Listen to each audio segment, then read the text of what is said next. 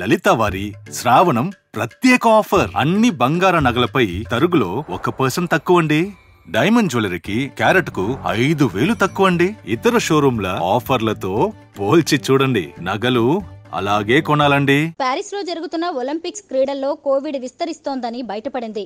క్రీడా గ్రామంలో ఉంటున్న పలువురు ఆటగాళ్లు వైరస్ బారిన పడ్డారని సమాచారం. ఓవైపు వైరస్ తో బాధపడుతూనే పోటీల్లో పాల్గొన్నారని 100 మీటర్ల పరుగు పందెంలో స్వర్ణం గెలిచిన నోవా లైల్స్ కు అప్పటికే కోవిడ్ సోకిందని అధికార వర్గాలు వెల్లడించాయి. అంతేకాదు బ్రిటన్ స్టార్ స్విమ్మర్ ఆమ్ పిటే కూడా వైరస్ సోకినప్పటికీ పోటీల్లో పాల్గొని సిల్వర్ మెడల్ గెలుచుకున్నాడని తెలిపాయి. క్రీడాకారుల్లో 40 మందికి పైగా కోవిడ్ సోకినట్లు ప్రపంచ ఆరోగ్య సంస్థ వెల్లడించింది. అయితే అందులో చాలా తక్కువ మందే మాస్క్ ధరించి తగు జాగ్రత్తలు తీసుకున్నారని వివరించింది. ప్యారిస్ ఒలింపిక్స్ ను విజయవంతం చేయడానికి పెద్ద ఎత్తున హాజరైన స్థానికులు అథ్లెట్స్ తో చేతులు కలుపుతూ హర్షం వ్యక్తం చేశారు. దీంతో కోవిడ్ వ్యాప్తి మరింత పెరిగే అవకాశం ఉందని తెలుస్తోంది.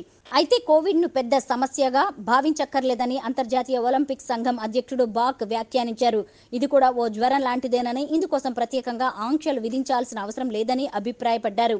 క్రీడా గ్రామాల్లో అత్యాధునిక వైద్య సదుపాయాలు ఉన్నట్టు తెలిపారు. అథ్లెట్స్ కు ఎలాంటి ఖర్చు లేకుండానే వైద్య సేవలు అందిస్తున్నట్టు చెప్పారు. కోవిడ్ సోకిన పోటీలో పాల్గొన్న నోవా లైల్స్ 100 మీటర్ల పరుగు పందెంలో స్వర్ణం గెలిచాడు.